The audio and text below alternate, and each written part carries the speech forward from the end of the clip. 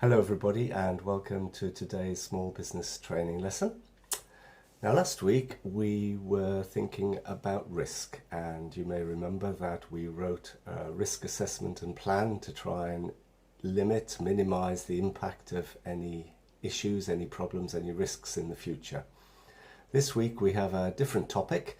We're going to be writing a business plan and thinking about what should go into a business plan. So first question, what is a business plan? So this is a document that sets out a business's future objectives and strategies for achieving them. In other words, it's kind of a roadmap, really. You can set out what you want to achieve with your business, and it helps you to stay on course to achieve those things. Now, one other comment really at this point to say is that a lot of what we do today with the business plan will be things that we've covered so far. So in some ways, writing a business plan is all about pulling together all of the different topics, all of the different things that we've been learning about in this small business training course so far. So a business plan is a document, and with all good documents, it's it's good to have a little bit of a structure. So we're going to write a business plan that has a number of different sections, and to give you an overview of what these sections are, they're on the screen now. So for starters, there'll be a summary.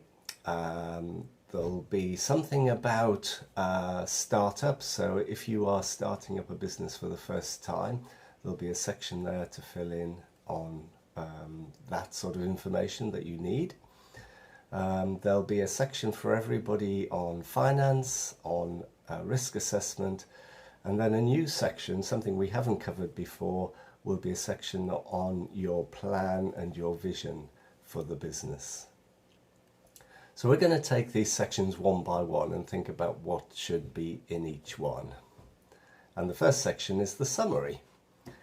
So these are the obvious things really. It's what kind of business are you running, or do you want to run? Do you have a name for the business? What's the name of the business? Where is the business located? Is it located in one place, or do you move around? What's the name of the owner of the business? In other words, what's your name?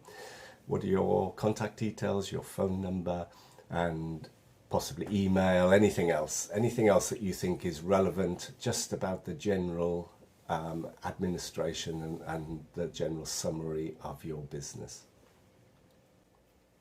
So our second section is on startup. So this section is really only for people who are starting up a new business from scratch.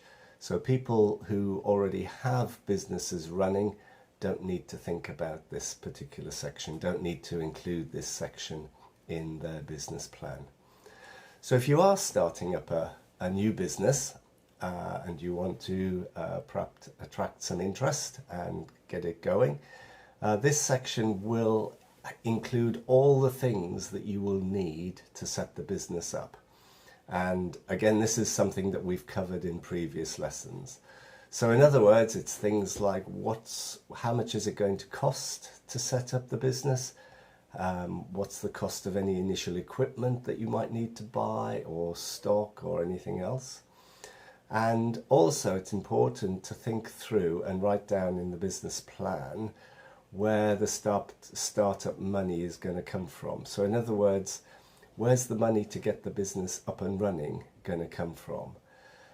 Now, normally some of that will come from personal savings. It's money that you've already managed to save, but some of that money you may also want to try and get as a loan, in which case having a business plan will be helpful, because you'll be able to show the person or the people or the organization that you want to get the loan from a good, clear picture of what your business is going to be and how you want it to run and what it's going to achieve.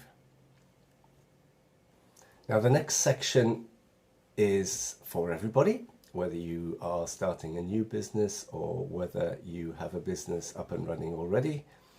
And this section is all about finance. And for this section, we're going to use the balance sheets that we have developed in the past. So they will show us our expected, if it's a new business, or our actual weekly income if the business is already running. So in other words, that will tell us how much money is coming into the business. It will tell us what the weekly expenses are. In other words, how much money has to be paid out to keep the business going every week. And it will also show our weekly long-term savings. So this is for things like major purchases in the future, investments, and also in case of emergencies.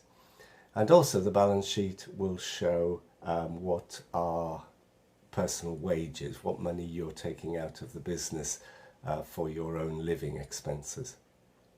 And you may remember that we laid the balance sheets out in the form of a table, a grid, so that it's clear what money is coming in and what money is going out. So you can simply take your balance sheet and put that into your business plan in the finance section. That's all that you need to do, really. Our next section of the business plan is our risk assessment. And again, this should be quite fresh in your minds if you've done this recently. The risk assessment will identify all the risks that you can think of to the business. It will have a section on mitigation, in other words, what action you're going to take to try and reduce the impact of the risk. It's going to assess whether the impact is low, medium and high, and whether the likelihood of that risk happening is also low, medium and high. And again, slotting this into the business plan is a way of demonstrating that everything has been thought through and you're thinking ahead about your business.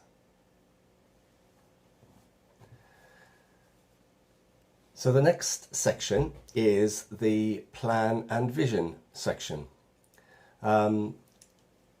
This is a new section. We haven't covered this before, although I'm sure this will come very naturally and very easily to you. These are your aspirations. This is what you want your business to be like.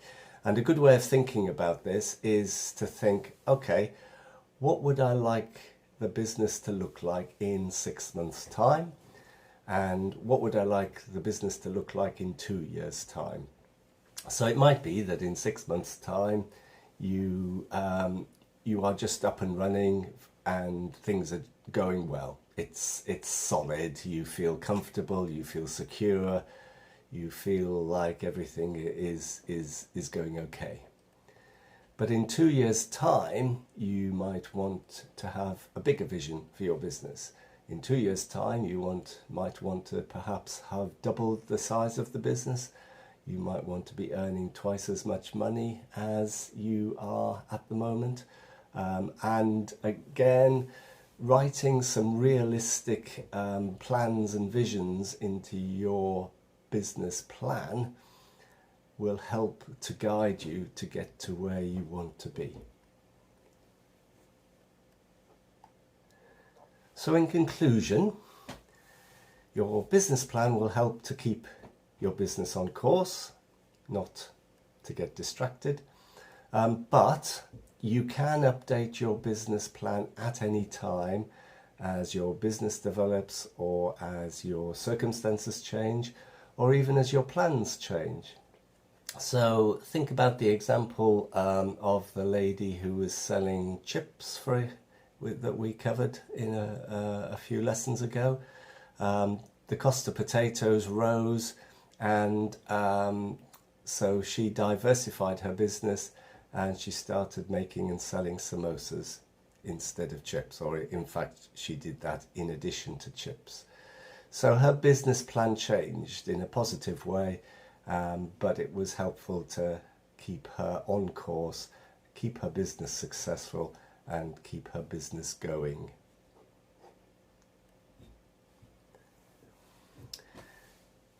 So I'm sure you could have guessed what sort of exercise we're going to do today.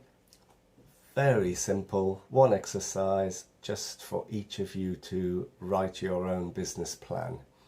Now, you might want to talk about this as a group as well as doing your own business plans.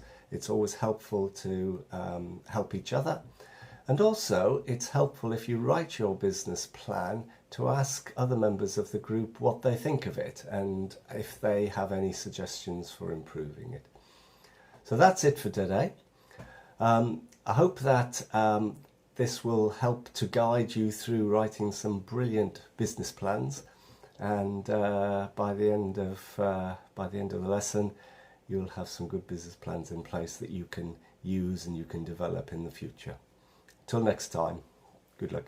Bye.